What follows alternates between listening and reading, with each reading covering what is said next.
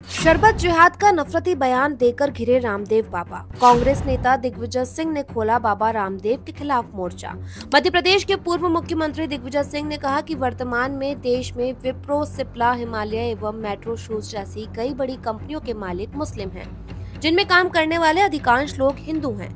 उन्होंने सवाल किया कि तो क्या वह कंपनी के माध्यम से जनमानस में आईटी, दवा, आयुर्वेद एवं जूता जिहाद फैला रहे हैं और क्या उनमें काम करने वाले लोग जिहादी हैं?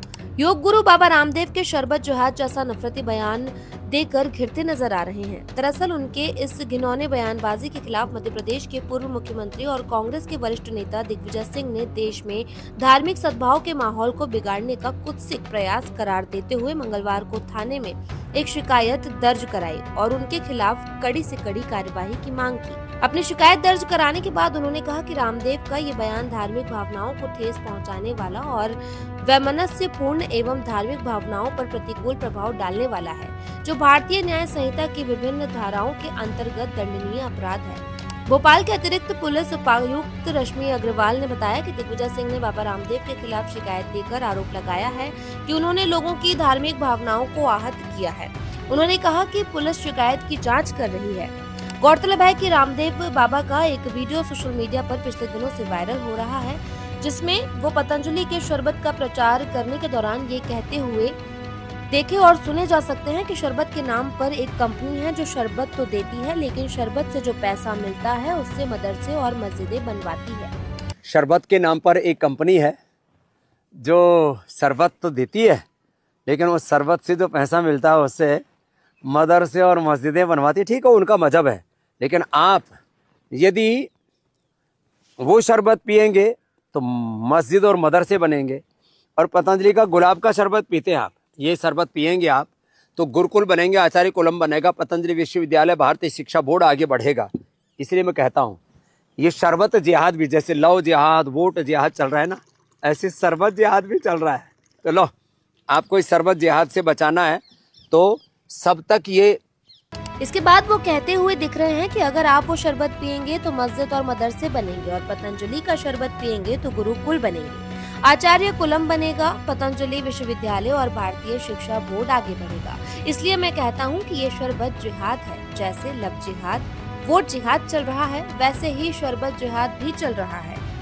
राज्यसभा सदस्य दिग्विजय सिंह ने कहा कि रामदेव ने अपने गुलाब शरबत को बेचने के लिए रूह अफ़ज़ा शरबत को हिंदू मुस्लिम विवाद में डाल दिया और मोहब्बत के शरबत को शरबत जिहाद का नाम दे दिया। उन्होंने कहा कि हमारा संविधान ऐसे नफरत भरे बयान देने की मुखालिफत करता है जो आपस में बैर भाव उत्पन्न करें और देश का सद्भाव बिगाड़ने का प्रयास करें।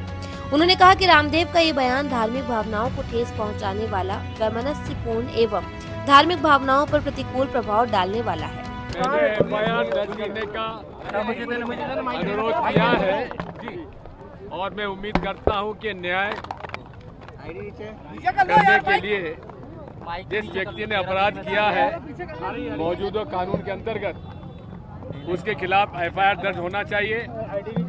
मैं एक हफ्ते का इंतजार करूंगा।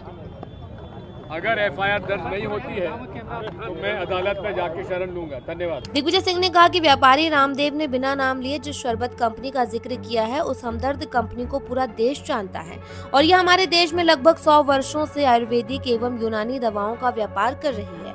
उन्होंने कहा कि व्यापारी रामदेव का रूह अफ़ज़ा शरबत का विरोध सिर्फ इसलिए है क्योंकि उस कंपनी का मालिक मुस्लिम है। ये पूरी तरह से नफरत फैलाने वाला भाषण देने का मामला है और उस उक्त शरबत की बिक्री को शरबत जिहाद कहना असंवैधानिक है। पूर्व मुख्यमंत्री ने कहा कि वर्तमान में देश में विप्रो, सिप्ला, हिमालय एवं मेट्रो शूज जैसी कई बड़ी कंपनियों के मालिक मुस्लिम हैं, जिनमें काम करने वाले अधिकांश लोग हिंदू हैं। उन्होंने सवाल किया कि तो क्या वह कंपनी के माध्यम से जनमानस में आईटी, दवा, आयुर्वेद एवं जूता जिहाद फैला रहे हैं और क्या उनमें काम करने वाले लोग जिहादी हैं? दिग्विजय सिंह ने इस मामले में बाबा रामदेव पर कड़ी से कड़ी कार्यवाही करने की मांग की है।